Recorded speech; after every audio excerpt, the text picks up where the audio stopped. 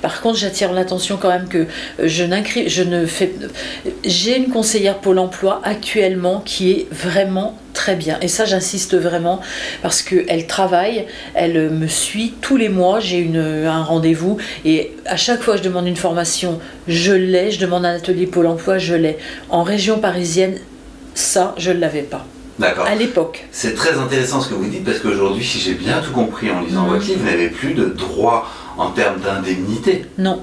C'est fini. Non, c'est fini. Donc vous vivez avec combien par mois? Alors je vis avec 487 € par mois. Donc et je m'en sors parce que je suis hébergée. Ce que vous dites. Hein, parce que si je suis pas hébergée, vous êtes obligé de déménager. Je vais me retrouver là. Si je suis pas hébergée, je déménage pas du tout. Hein. Je veux dire, je peux prendre des sacs poubelles et je suis dans la rue. Ça va très vite. Il n'y a plus rien, c'est fini. Enfin, 487 € par mois, je peux pas me loger. Je peux pas me loger. Hein. Absolument. Je peux pas me loger du tout. 16,25 € par jour, c'est, vous savez, c'est 5 ou 10 € d'essence de temps en temps dans une voiture qui a plus de 30 ans.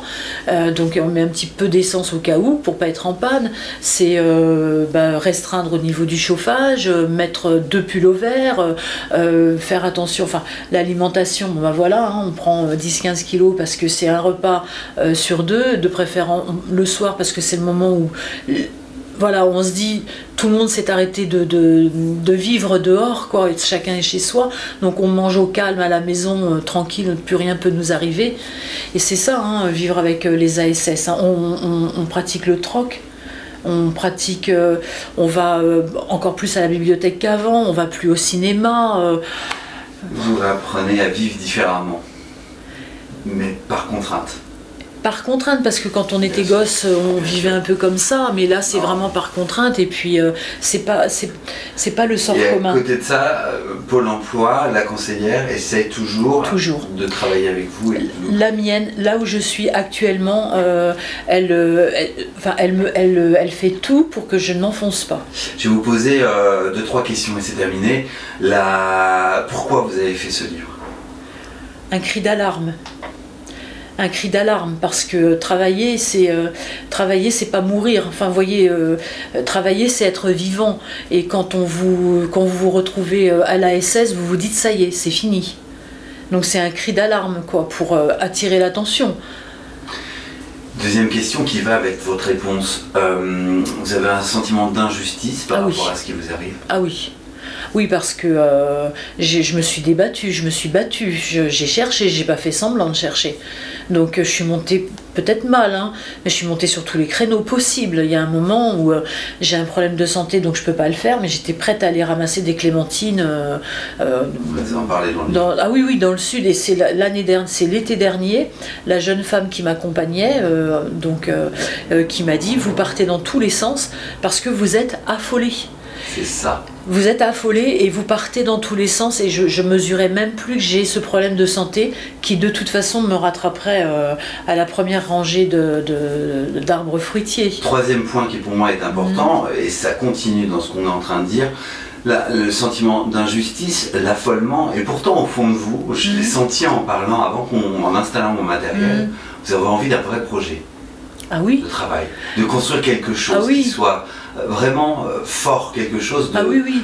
Vous voulez pas un petit travail, vous voulez quelque chose qui... Je veux pas être auto-entrepreneur, parce que j'ai pas la pêche pour ça.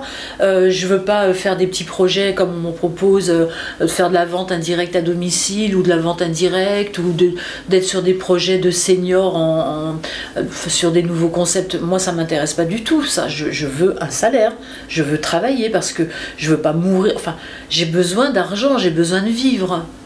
Et j'ai besoin d'exister encore au sein d'une entreprise. Enfin, je peux encore faire mes preuves auprès d'un patron. Je veux dire, je suis compétente. Moi, je me considère comme étant compétente. Et puis, j'ai envie. J'aime travailler. Vous l'avez vu dans mon livre. En tout cas, Margot, je terminerai cet entretien par ce mot. C'est le mot courage. Parce que justement, par le sentiment d'injustice que vous avez évoqué avec moi, le fait que vous vouliez toujours faire quelque chose, un vrai projet de travail, et ben moi, je vous trouve très courageuse. Et en plus, vous prenez la parole pour donner de l'énergie à tous ces gens qui sont comme vous, qui vivent la même chose, et ce serait bien que nos dirigeants ouvrent un petit peu les yeux et sortent un peu de leur cocon. Voilà, moi c'est tout ce que j'ai à dire.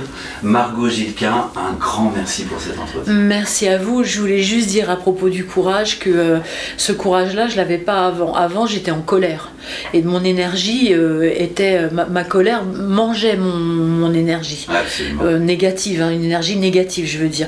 Et il faut... Ce que je voudrais dire à tous les gens qui sont dans cette situation, il faut absolument transformer la colère en courage, parce que ça, c'est un grand force et honneur. Force et honneur, il faut vraiment le garder en soi. La peur, il faut la transformer en combativité. Il faut laisser les énergies négatives de côté. Il ne faut pas penser au passé. Le passé, c'est fini. Donc il faut se dire, on avance. Et c'est ça. Moi, je me dis toujours force et honneur. Il faut avancer de toute façon, parce qu'on se dira au moins... Voyez ce livre aussi, au moins je l'ai fait, au moins je l'ai dit. Comme de rencontrer Madame El Khomri, j'ai pas eu peur de le faire. Je lui ai envoyé le livre, je lui ai écrit et je lui ai dit je veux vous rencontrer. Et j'avais fait une pétition sur le net pour ça. J'avais commencé à fédérer du monde derrière moi. De toute façon, il n'y a que ça à faire. Se battre. Se battre, voilà. Margot Gilquin, un grand merci pour cet entretien. Merci à vous. Le dernier salaire, c'est aux éditions XO Documents. D'accord. Et je suis de tout cœur avec vous. Merci beaucoup.